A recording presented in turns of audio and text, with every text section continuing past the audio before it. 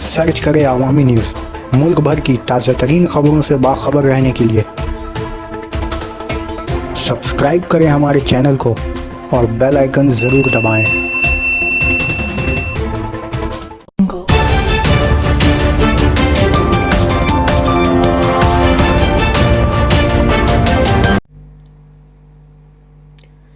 मगरबी बंगाल के सिलीगुड़ी शहर में अब नौज़ायदा बच्चों को दूध मुहैया कराने के लिए दूध बैंक खोलने की तैयारी अमल में लाई जा रही है। शुमाली बंगाल मेडिकल कॉलेज इंतज़ामिया ने इस ताल्लुक से इब्तदाई तौर काफ़ी इंतज़ाम भी कर लिया है। बस रियासती हुकूमत की तरफ से इशारा मिलते ही इसका आगाज़ कर दिया जाएगा।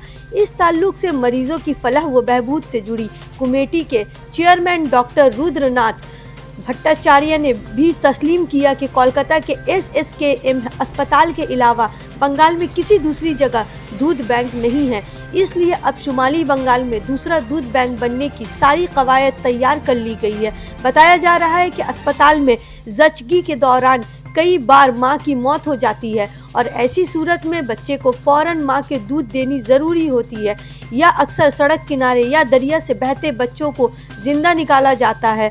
उन्हें नौज़ायदा बच्चों को NGO अस्पताल लाते हैं, लेकिन उन्हें मां का दूध मुहैया कराना एक मुश्किल अमल होता है और इस सूरत में अस्पताल इंतज़ामिया खातून डॉक्टर, नर्स और दीगर स्टाफ की तरफ उम्मीद भरी निगाह से देखा जाता है, क्योंकि अस्पताल में लाए जाने वाले बच्चों को 1 साल रखा जाता है और उन्हें दूध मुहैया कराना एक मुश्किल तरीन मसला बन जाता है, जबकि बच्चे की पैदाइश के बाद ज़रूरी है कि उसे पूरे 6 माह तक यकीनी तौर पर माँ का दूध मिले ताकि वो अदम ग़ज़ाइयत का शिकार ना हो सके।